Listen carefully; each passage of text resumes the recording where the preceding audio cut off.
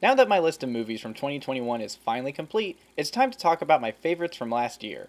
There are some films I didn't get around to seeing that got a lot of praise, so you won't see all the best of the best. This list is also a mixture of what I thought was the best made and just my personal favorites, so some movies will be higher than you expect because I had such a good time watching it, along with it being a well done film. So let's get started with the 10 best movies of 2021.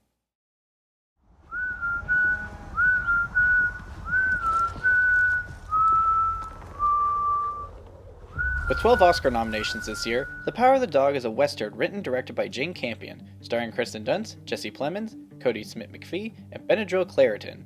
Unlike most westerns, this film has an underlying psychological element to it as well. Many scenes have the dreading or drawn-out uneasiness accompanied by some intense and emotional performances. An interesting combination of themes are explored, such as sexuality, masculinity, resentment, and loss. It's also a movie where the ending adds a lot to the build-up you weren't expecting. It's such a natural flow, and when the last few shots and bits of dialogue come together, it punches you right in the gut right as the credits roll.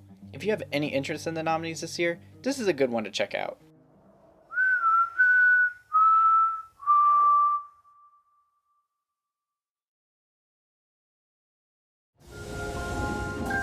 Step right up and behold one of the unexplained mysteries of the universe. Is he man or beast?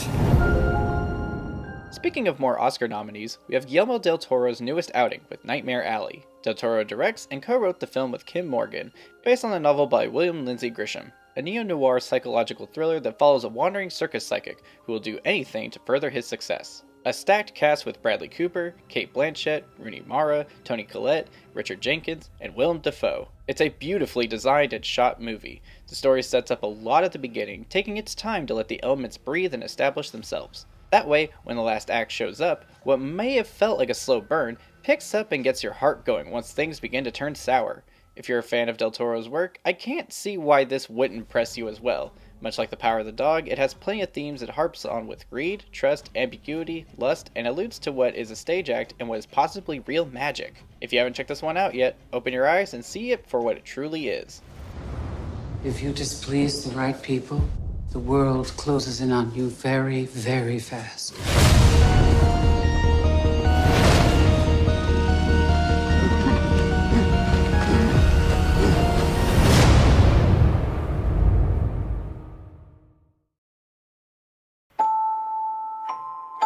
I heard that speech.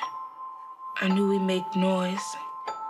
I just thought it'd be in the streets. Judas and the Black Messiah is a biographical drama focusing on Bill O'Neill and his infiltration of the Illinois chapter of the Black Panther Party as an FBI informant, while also following the leader at the time, Fred Hampton, in the late 1960s Chicago in his rise to fame and influence. Directed by Shaka King, who co-wrote the film with Will Burson. Starring Daniel Kaluuya and Lakeith Stanfield. It's fascinating to watch modern filmmakers retell history with the ability of hindsight and reflection we have today at looking at our own past. Whether you know the story of these men or not, the film is engaging in two different ways because of that. The acting is some of the best from either starring man's catalog, both delivering extremely intense back and forth, with not just each other, but the ensemble they have with them. The composition of the shots and pacing of the editing is natural and artistic. The music pulling your emotions with the story as it unravels in front of you. The hope and heartbreak you're tugged back and forth with is relentless. I can't wait to see what work everyone involved in this has next on their agendas. Highly recommend this film. Anywhere there's people, there's power.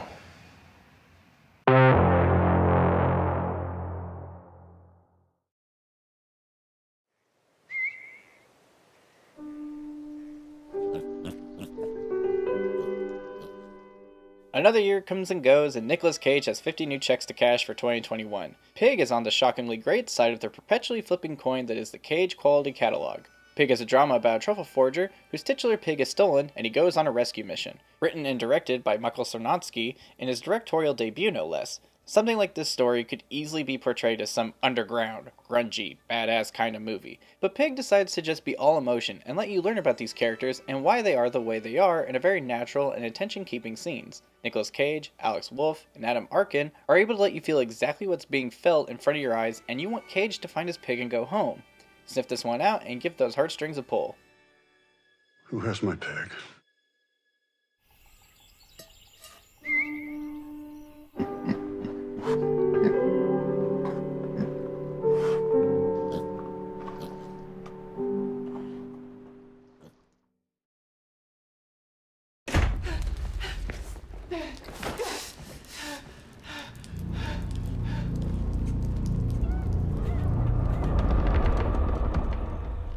The Night House is a psychological horror film about a woman in mourning over her late husband and begins to experience strange occurrences around her lake house, and secrets of her husband come into light. Directed by David Bruckner and is written by Ben Collins and Luke Petrowski. Rebecca Hall steals the show in this very sympathetic and even empathetic performance. I talked about this movie around Halloween, and I stand by it being one of the better films of the year.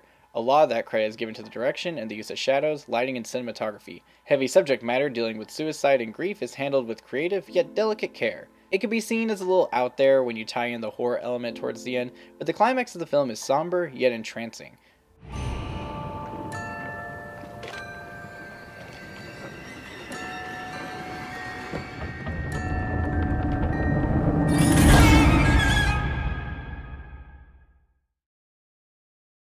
Can we just stay up here all day? It is so crazy down there. That's right, folks. Spider-Man is in fact Peter Parker.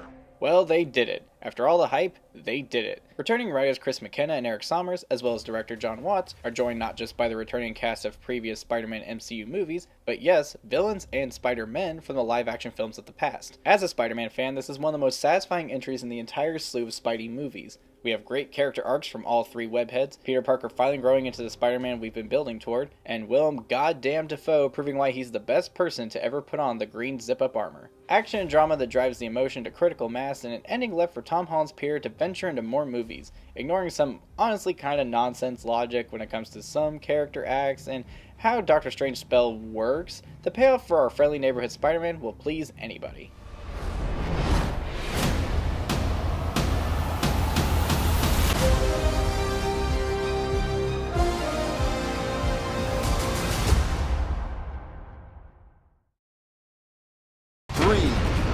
What are you guys doing? What?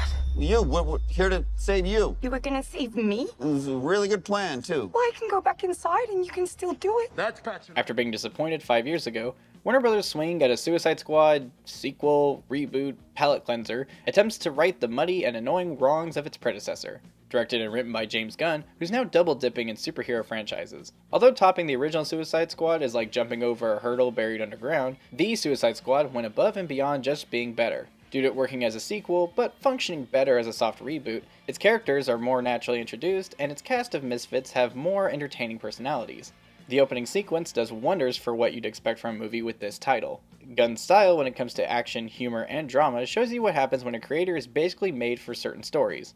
The group is filled with actors who play their parts perfectly, and give depth and genuine personality to characters that you want to see more of.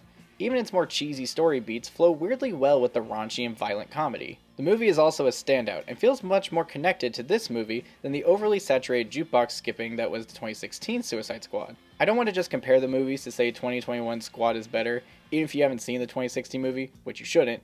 James Gunn's Suicide Squad is an extremely fun experience on its own.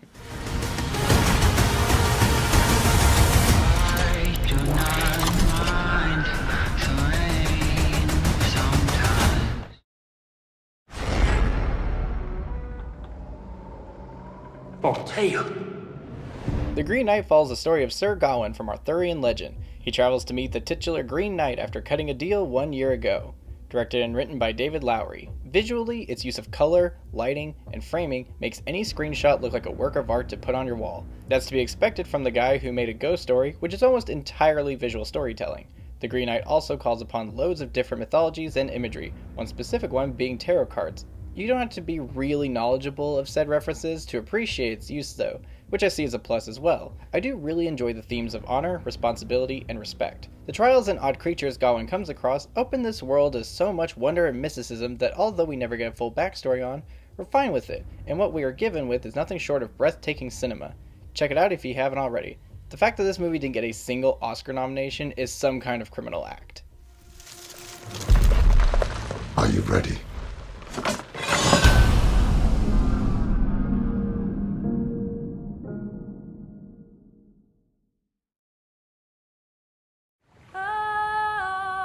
Sometimes I get a good feeling, yeah.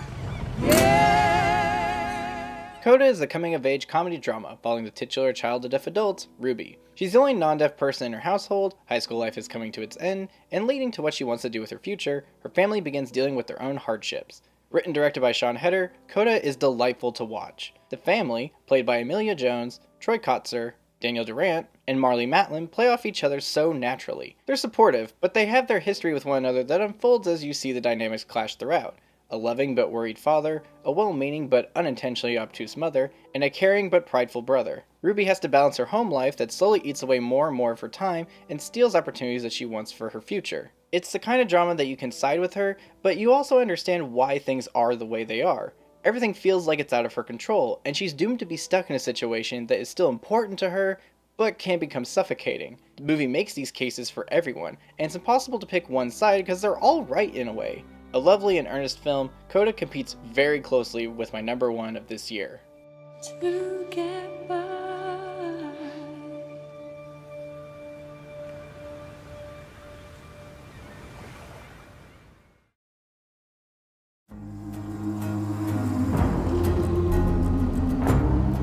David, look! They're wheels! Wheels? Minari is a drama about a family of South Korean immigrants moving to the southern United States and trying to make their way through this life with a cluster of hard and depressing struggles that come with it. Directed and written by Lee Isaac Chung, who based his actual upbringing as the inspiration. Not much has changed since I first watched this movie, and it still sits as my favorite film for 2021. The story told this family just trying to make it with so many different relationships in this one little house makes the emotions come out. I may have seen this movie at a time where it had the biggest effect on me, but even so, looking back, it's no less of a truly wonderful piece of filmmaking. Please check out any of these listed here, but if you had to choose one, my biggest recommendation would be Minari.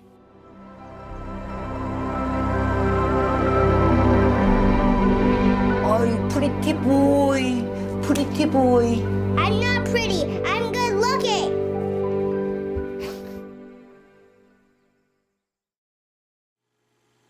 That wraps up this list. Come back next week when I talk about the bottom of the barrel that 2021 had to offer. Until next time, see you guys around, and thanks for watching.